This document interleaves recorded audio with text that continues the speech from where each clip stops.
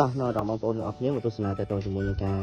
រៀបចំទៅជាមួយប្រភេទផាយហេតុទឹកលក្ខណៈគ្រួសារតើនឹងមានការរៀបចំទៅមុខបែបណាខ្លះបាទបងប្អូនឃើញជាក់ស្ដែងខាងលើនេះគឺក្រុមការងារកំពុងរៀបចំធ្វើការកសិទៅជាមួយនឹងទីតាំងអាងហេតុទឹកដែលអាងហេតុទឹកនេះមានទំហំ3ម៉ែត្រគុណនឹង8ម៉ែត្រជម្រៅ1ម៉ែត្រទឹកទៅ1ម៉ែត្រ4បងប្អូនទៅលេខមកមើលទៅជាមួយនឹងទីតាំងដែលក្រុមការងារបានបោះបកគោលសម្រាប់កំណត់ចំពោះទំហំអាងដែលយើងត្រូវការហើយក្រុមការងារខាងបច្ចេកទេសកំពុងតែរៀបចំទៅជាមួយនឹងការងារតេស្តដីបន្ទាប់ពីបានធ្វើការតេស្តដីរៀបរយក៏ចាប់ផ្ដើមចូលទៅដល់ការងារបន្តកាយដីមកចាក់សាច់ដើម្បីបំពេញនិងបង្ហាត់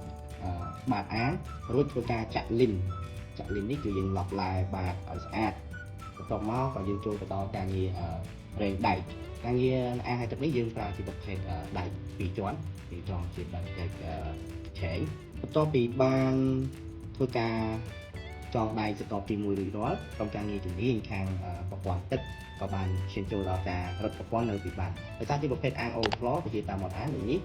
ការរត់ប្រព័ន្ធបាញ់ពីបាតនិងដូរពីបាតវាសំខាន់ក្រោយពីបានរៀបចំទាក់ទងជាមួយនឹងការងារបេតុងបាតអាងរួចរាល់មកក្រុមការងារក៏បន្តទៅដល់ការងារបេតុងជញ្ជាំងនៅក្នុងការងារបេតុងជញ្ជាំងនេះយើងត្រូវផ្ដោតសំខាន់ទៅលើដែកទៅលើ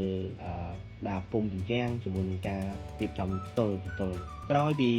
បានបញ្ចប់ទាក់ទងជាមួយនឹងការងារបេតុងបាតអាងបេតុងជញ្ជាំងអាងក្រុមការងារត្រូវបន្តការងារទៅទៀតគឺទាក់ទងជាមួយនឹងការងារជំរាបទឹកបន្ទាប់ពីការធ្វើជំរាបទឹកបានល្អបានតេស្តរៀបរយហើយក៏បន្តឈានទៅដល់ការងារក្រោយក្រុមការងារត្រូវតែរៀបចំទាក់ទងជាមួយនឹងការងារកាសេការងាររកកែងបាតកែងនិងហ្វិចទាក់ទងជាមួយនឹងទីតាំងក្រោមួយស្លឹក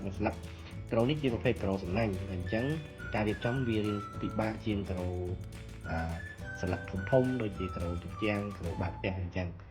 ក្រុមការងារត្រូវតែរៀបចំឲ្យបានល្អិតត្រូវប្រកាសថាសាច់រងជញ្ជាំងនិងរងបាតវាស៊ីគ្នាមើលទៅស្អាតសម្រាប់ព័ត៌មានលម្អិតបងប្អូនទាំងអស់គ្នាអាចទាក់ទងមកកាន់ Facebook Page ឬក៏លេខទូរស័ព្ទដែលបានដាក់នៅខាងចុងវីដេអូជួបគ្នានៅវីដេអូក្រោយសូមអរគុណ